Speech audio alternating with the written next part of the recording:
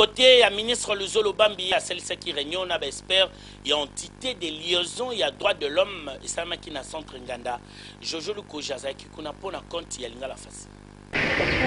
Ministre ya justice Pedro Azima Luzolo Bambi lesa azalaki lobi na réunion na comité ya ba expert oyo bauti na ba province nyonso ya RDC ya entité de liaison des droits de l'homme na kati ya centre Nganda. Basangana kilobi pona ko examiner avant projet à loi sur protection ya ba défenseur de droits de l'homme na makambo etali RDC. Ils mbalo ami balé to kokuta na boyebi to za makambo belé etali droits de l'homme lelo surtout likambo etali loi ou ya protection ba défenseur des droits de l'homme.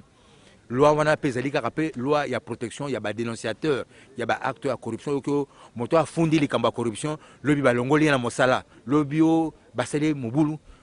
to sangani awa pour bangonde ba ONG droits de l'homme ba enrichir mi beko to zali ngo pona l'état pour bango soki bazali protéger ba droits de l'homme ba ko protéger ngo makasi na mboka la biso. Après misala na kati ya ba deux ateliers oyo basalaki na pokwa par rapporteur ba pesi ba recommandation ya ba travaux na bango liboso ya ministre Luzolo et puis ministre na simanae a sepeli na ba résolution oyo ba pesi pe ayebisi na ba ndeko ya droit de l'homme que gouvernement azali acteur privilégié na bango pour ba améliorer pe ba trouver ba solution na ba problème ya droit de l'homme awa na RDC.